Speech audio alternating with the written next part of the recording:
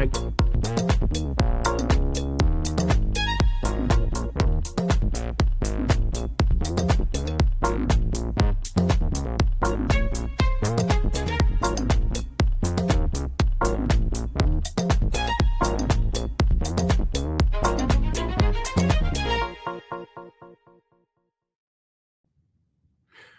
Good afternoon, Youngstown.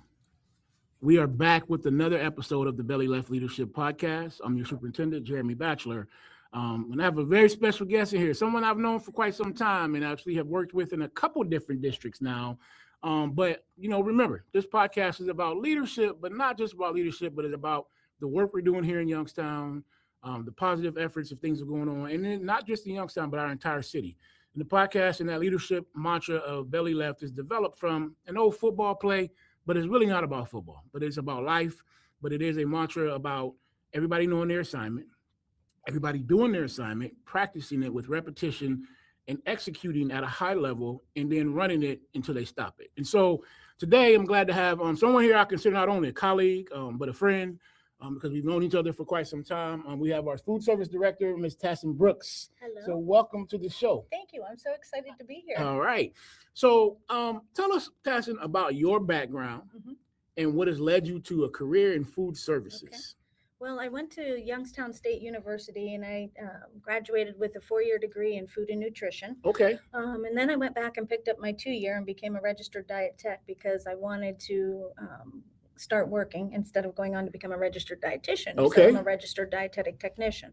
But I love food service. I've always loved food service. Okay. I started out in a nursing home, which is okay. It's a different beast Absolutely. altogether. Absolutely. And I worked there for 6 years. Then I stayed home to raise my daughter. Okay. And then I decided I wanted to get back into the workforce. So I talked to my husband at the time, and we decided to go back to schools to see what I could learn. Okay. And I didn't know anything about school food service at all because that wasn't an avenue when I went to YSU. Okay. So I went to Austintown Fitch, where my daughter goes, and I have to give a shout out to Austintown Fitch. Absolutely. I love Austintown Absolutely. Fitch. But I went and I fried French fries for 2 hours a day in the kitchen. I would fry about 300 pounds of French fries every day for the kids at Austintown. Okay.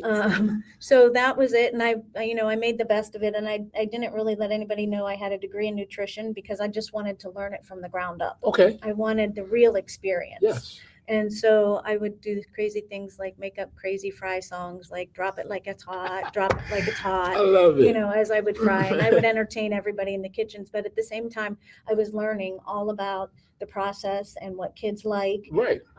about how different staff members think, and about how people interact, Right. and about how important it was that these kids got good nutrition. So I did that for about 4 years, and then I got hired as the food service director at Austintown in 2010, right when the Healthy Hunger Free Kids Act came into effect. Yes. If you remember Oh, that I remember. correctly. And I had a target on my back because I took away the French fries that I fried Absolutely. every day, and I implemented fresh fruits and vegetables. Yes. So that was a learning curve, not only for the adults that had to work in that system, but also for the children that were used to eating those things that weren't technically the best for them. Right. So we had to teach them new ways of eating and introduce new things. So I did that until 2017, and then I got hired here to start a separate program and do all of the individual fresh fruit and vegetable programs. Okay. And I got hired as the assistant director. And then she retired and I took over. So I've been in this role now for 9 years, and I love it. Wow, it's been that long. I know. It's just time is I'm flying. telling my age. No, both of our ages, because we'll get to the whole story and how we go back, because everybody knows that this is not my first stop in education. But before I came to Youngstown, I actually was the assistant superintendent in Austintown. So Tascin and I worked together in Austintown. I actually technically supervised her then. And so we saw, and I came in a little later after she was already the director, but even then she was taking hits. We were taking hits because we were trying to do things the right way, trying to do things within the law, trying to do things within making sure our kids were getting healthy meals. And, that's not always popular. I mean, I come from a system, I spent some time in North Carolina, and I remember when the new regulations came in and our ladies down there, I don't want to get anybody in trouble, but we're frying fish and frying French fries out back, back down in the country. And so then when the new regulations came in, it was like, wow, we can't really have fries anymore. We can't have wings that are really fried wings, those types of things, crispy wings. So we had to make some adjustments. And those, like you said, the adjustment wasn't just for the kids, it was for the adults as well. Definitely. And it's taken some time, and we still struggle with it sometimes, I We do believe. struggle. I think it's very hard to realize that candy fundraisers really can't happen during the day. Right. We're federally funded, Mhm. so all of the money that we make and we function off of comes from the federal government, the USDA. And so they really get to dictate what we're allowed to sell. Yeah. And that includes everything across the district from midnight to a half hour after the last bell Yes. of what we're allowed to sell and what we're allowed to offer kids. We're allowed to offer kids, what kids are allowed to do. We can't really sell things. A couple of young people that I've had to discipline over my time as a principal, we're trying to sell snacks during the school day because, we can't put certain things in the vending machine, or we don't anymore. So people were getting creative, but we have to follow the law. And it's about keeping our kids healthy and making sure they're nutritious. I tell the story all the time. I was a pretty decent football player in high school, but my diet was terrible. I remember lunch sometimes was a Suzy Q and a Barks root beer. Oh, boy. What was I doing? Yeah, What yeah. were we doing? Where's your protein? Where's yeah, your grains? exactly. Where's your milk and your fruit and vegetables? We've come a long way, and we want to continue to do right by our kids. Yeah. So I'm glad that I didn't know all the story. I didn't realize that you started actually, as a fry cook in the cafeteria. So that was a new piece of information. Yeah. So. Yeah. Well, let's talk about it. You've been doing the management thing or the supervisor thing for quite some time now. So, listen, people don't realize, but food service is not just some fly-by-night operation. It's a pretty big operation within a school district. So it's a big puzzle. What does it take to run the operations of, especially with a system like ours? Right. So it really is truly a big puzzle. There's a lot of moving pieces. And I think in order to do that, you have to surround yourself with good people and have great team members. I couldn't do what I do without all the team members that I have. I have about 70 people that work for me. Okay. So each one of them are an integral part in a different aspect of what I do. We have orders that come into Central Hub. Okay. We have semis that pull in here and drop off thousands of cases of food every day, starting at 6 a.m. in the morning. Those things all have to be moved around and sorted and put in storage and figure out where those are going and the logistics of all of that. Right. So I rely heavily upon my supervisor and my utility man to take care of those things and get those out. I rely on the managers in the kitchens because they really are instrumental. They are the piece between the students and the central office of food service. Okay. That is major because they are the ones that are putting the orders in. They're the ones that will tell me the kids really don't like the wings this way. The kids like the wings this way. So, they're like really an important part of what I do because I couldn't do it without them. And I definitely couldn't do it without my office staff. My secretaries, I say, are my heartbeat of my operation because they know every single thing that's going on in my department and can help me move anything around at any time, especially call-offs. And that's something big that we deal with every day is staffing, and that's everywhere. But in order to make it work, you have to juggle. You have to be able to switch gears really fast. You have to be able to understand different personalities. And you really do, like I said, have to surround yourself with good people. Okay. So we're going to get back to the kids' taste and how they want the food, but let's talk more about the operations, because I like to educate our community too on our podcast so people understand, because a lot of times people think they could run a school because they went to school, and they don't really know all the information, and that's just not knowing. So the more you know, and so I like people to understand what it all takes to run food service, feed our kids. So talk about a little bit about the process that you use to make sure that kids eat every day. So really the process for next year has already started. It starts in January the year before, where we have to go out for procurement for food. So we have to be part of a group purchasing company where we have to go out and we get a line by line bid item so that we have competitive trade. It's not just I like GFS and I'm going to use GFS. So we actually use Avalon, Cisco, GFS, Imperial Dade, Cerna and Sons. We go through the state through Department of Defense funding. Actually, that's kind of funny. Okay. Department of Defense does our fresh fruits and vegetables with our federal funding. Okay. And when Tim Ryan came in one time, he was kind of shocked. Like, what are you doing with the Department of Defense? Oh, I'm getting my fruits and vegetables. So yeah, we do that, and then we also deal with the Department of Education and Workforce in Ohio with a lot of programs too. Right. So it really starts in January, and we start doing all that procurement. We start taste testing. We start looking at manufacturers that have new products out for next year. Yes. That's major.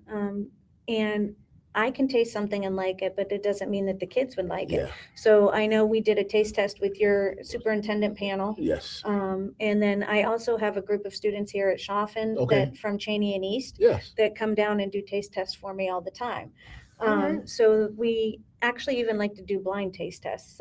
And one of the things that we're going to be doing is they're taking all the dyes out of foods. Okay. So we're going to be doing a blind taste test of Doritos, one that has no dyes in it and one that has dyes in it, and see if they can taste it without looking at it. Right. So we're doing all of those things now for the next school year. Right. We're procuring that. And then what happens is when we write a menu, we write a 4-week menu, and it's a cycle menu. So it repeats every 4 weeks. Okay. But what people don't realize is we have a main item that repeats every 4 weeks, but we also have like 5 or 6 different options that all of the kids K through 12 have a choice of getting. So we also have to balance all of that as well.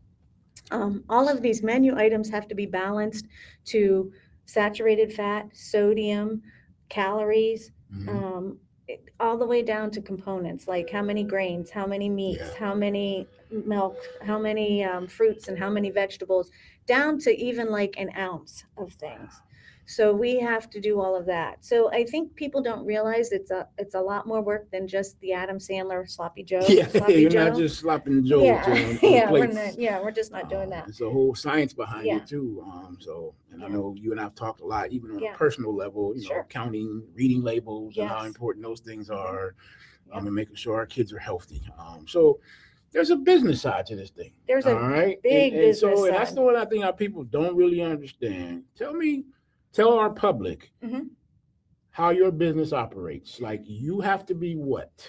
I have to be a good steward of the people's money. But do we give you money, or do No, the school district doesn't give us money. No. Actually, we are federally funded, and so food service is a self-funded entity, which means we do not get any money from the general fund. Right. The only money that we make and operate off of is each meal that we serve to the kids. Yes. So we're looking at about a $4.50 reimbursement for every lunch that we serve. And then probably about $2.50 for every breakfast that we serve. So we're actually paying for the food, the paper products, the staffing, the overhead, fixing our equipment, buying new equipment. All of that comes from the meals that we serve. Absolutely. So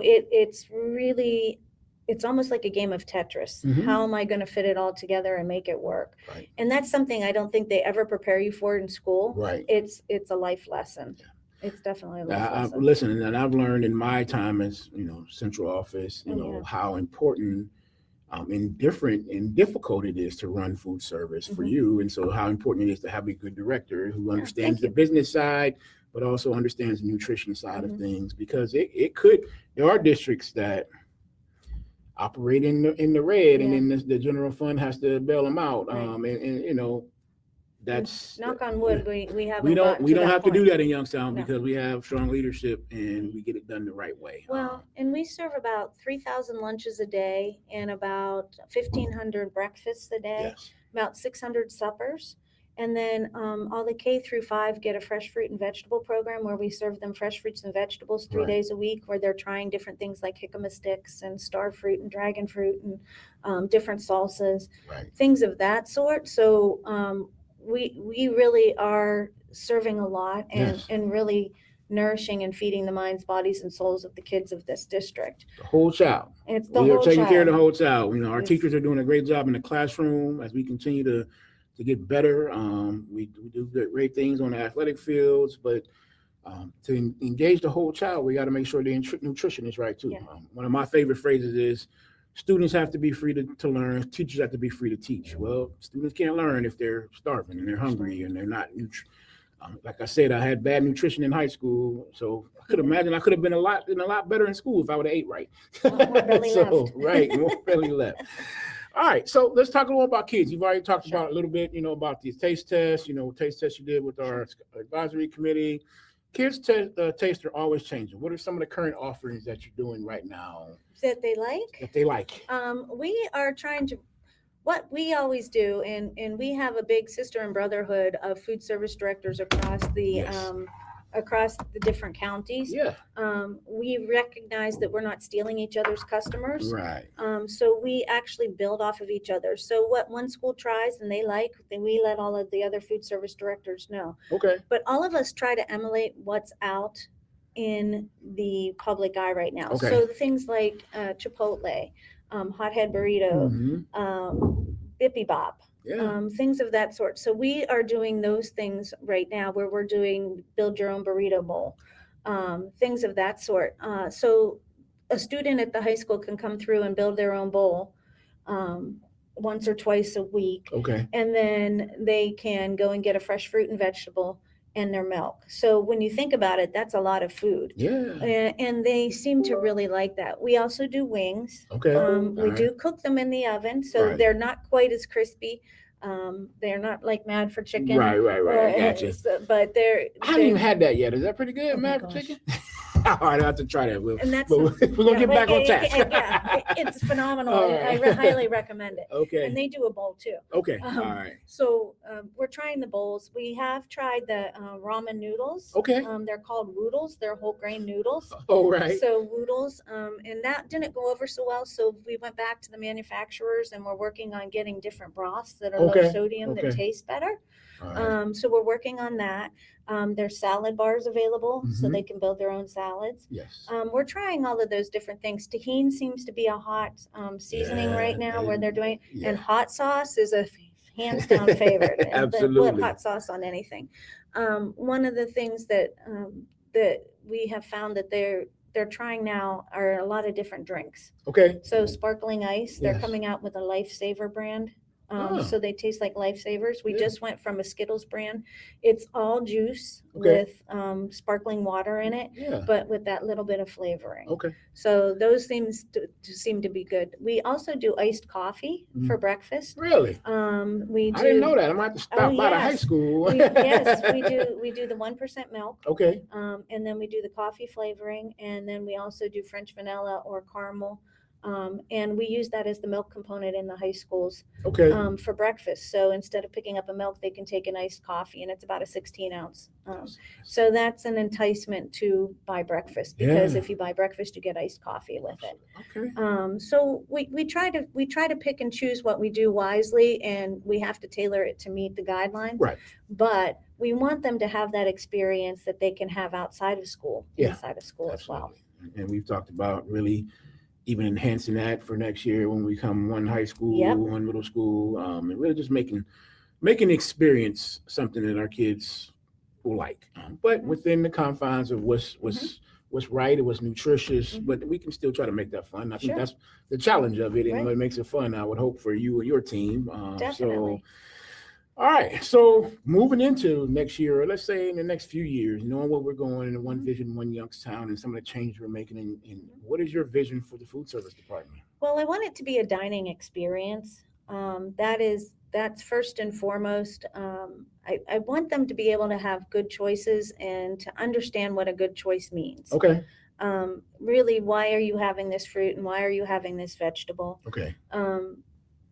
It's really important to give them choice, because they're not going to eat it if they don't like it. No. So if they like what they're eating, and there's a chance that they'll get better nutrition because they picked the broccoli over the carrot stick, then I say, let's give them the choices. Okay. So that's really what I'm trying to do. And going into one high school, it's going to be interesting because every school in this district has a different taste, and they all like different foods. Yeah. So it's going to be really interesting to see what the kids lean towards, and we'll be doing a lot of taste testing. a lot of taste testing. Okay. I have to hook you up with Ms. Mulcahy and Mr. Burney, and they have a group of young people they're working with right now, like student leadership from both schools. They're coming together. Oh, I would Might love need to talk to do them. some talking to them at one of their next meetings to just get some more input. So, That would be wonderful. I would love that. We'll do that. We'll do Okay. that. And this one, I want to give a shout out to my nieces. You mentioned tahini. Yeah. They had me buying tahini because my one niece, she said, Uncle Jeremy, you have to try this on watermelon. Oh, And I was like, what are you talking about? And I tried it, Tascin. and now you'll never eat Oh, my watermelon again. goodness. So Yeah, they love the tahini. yeah, And actually, tahini has come out with little school-approved packets. really? So we can buy them by like a case of 1,000 of little packets of tahini. So we can put those out so the kids can sprinkle tahini on anything they'd like. And anything they like. Giving them choice, giving them what they like. Yeah, and a lot of companies have come up with seasonings now that meet the salt Okay, guidelines. good. So we have a lot of different, we're going to be putting out flavor stations. Okay. So the kids will be able to flavor anything they want. If they Within want it to be a guidelines, ranch flavor, they okay. can have a ranch flavor. If they want it to be a spicy flavor, they can have a spicy flavor. Oh man, So- that's hey, I'm gonna be Yeah, I'll be coming over. Yeah, I'll be coming over. it's quite actually very different from when we went to school Yes. and there was one choice. Mm-hmm. And that's it. Here's what you have and you're going to eat it. Now we do a lot of scratch cooking now. We're starting more speed scratch cooking and scratch cooking in the kitchens because Okay. it's better. Youngstown typically went from the boxes at Central Kitchen where they would be heated up. Yeah. We've now gone that we cook in every single kitchen. Okay. We don't do the Central Kitchen anymore where the boxes come down the line and then Yeah. they go and they're heated up. So every school is cooking. And that I think has Good been a information. really big improvement. And we've seen an increase in food Okay. You So- seen an increase in and participation. Okay, Mhm. that's good. Yeah. That's really good. Definitely. All right. Well, I want to just kind of bring it home, with a couple of different things. We talk a lot about leadership, and I believe that leadership, and so goes improvement, so goes leadership. And everybody has a role as a leader. It's not just a title. It's about influence and things like that. Mhm. But from your standpoint, and as a supervisor, but as a person who really is invested in the food service Mhm. and careers, what is your definition of leadership? So to think about that and to, take a beat, Yeah. my definition of leadership is to lead the way I want to be treated. Okay. I think that's very important. I'm not saying there aren't times where I have to do hard things and deal with HR issues, Right, things right. of that sort. But I really want to listen to what people have to say because their opinion is valuable. And I want to take a moment to think about those things and then come back with a very educated answer. Okay. I think that you can really work only as well as the people around you and surround yourself with good people. That's why I love working with you. I appreciate that, and vice versa. I think you are very instrumental to the success of this district, and that makes me want to be a better leader. So you really want to surround yourself with those people that are good at their job Okay. and really like to think outside the box, because Yes. I don't like to think inside the No. box. I know. I know, and I love it. I know, No, and I love it. don't. No, and I want to say to the people, I mean, that's why I wanted to get Tascin on this show. I wanted you to hear from her. I wanted you to hear her passion for food service. A lot of people think, oh, it's school lunch or whatever. Mhm. It's bigger than that. And the ladies, I want to give a shout out to ladies and men who work in our kitchen, who do great things for our young people every day. We're all educators. They have a role, and they have an important role in educating your students. And so I want the community to understand what all goes into that as well, and get to know the people who are in your buildings. Everybody has an opinion. But I want you to know who's actually serving your kids and giving them the best that they have every day. Well, and Jeremy, I always say too, the lunch lady and the lunch man are the only person that really sees almost every kid in the building every day. Yeah. And so we are very big at customer service.